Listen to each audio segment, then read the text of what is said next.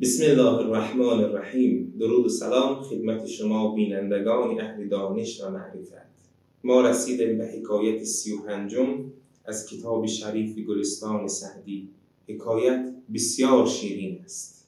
سعدی میگوید با طایفه بزرگان به کشتی نشسته بودم. با چند نفر از پادشاهان و وزیران و جنگاوران در یک کشتی نشسته بودم و به سفر میرفتیم. زورقی در پی ما غرق شد.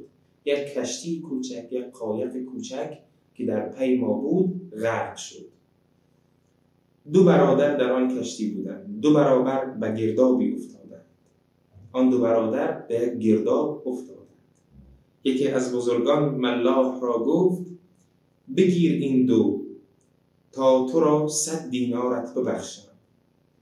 یکی از بزرگان به ملاح گفت، ملاح یعنی کشتیبان، به کشتیبان گفت اگر این دو را بگیری 100 دینار به تو خواهم داد.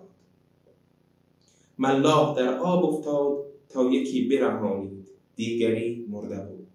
ملاح به آب رفت و یکی را نجات داد و دید دیگری مرده است.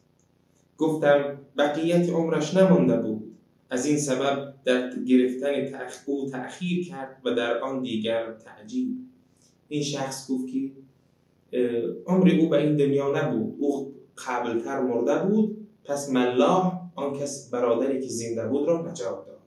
ملاح بخندید و گفت، کشتیبان خندید و گفت آنچه تو گفتی یقین است. و گفت بله، من وقتی به آب رفتم آن دو برادر را نجات بدهم، یکی مرده بود و یکی زنده بود، پس آن کسی که زنده بود را نجات دادم. اما سبب این که اول به سمت آن رفتم، به سمت آن شخصی که زنده بود رفتم، چیز دیگری بود. دیگران که میل خاطر من برهانیدن این یکی بیشتر بود.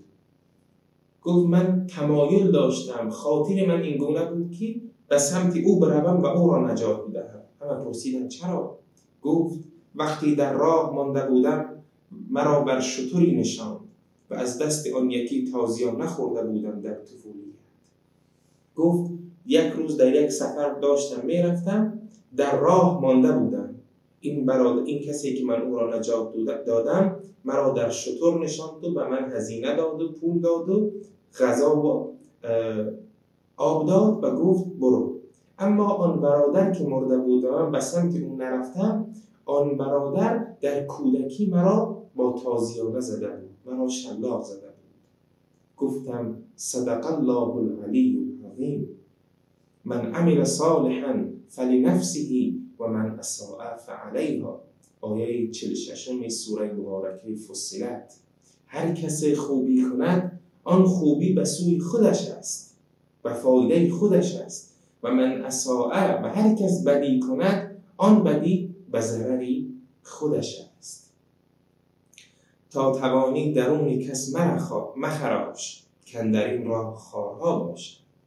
تا آنجا که میتوانی دل کسی را نشکن، که در این مسیر دل شکستن خارهای بسیار است.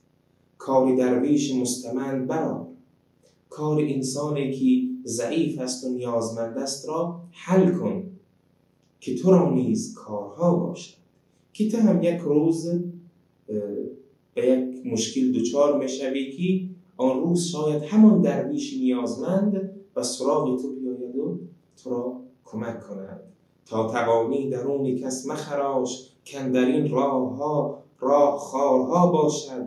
کار درویش مستمند برآر، که تو را نیز کارها باشد.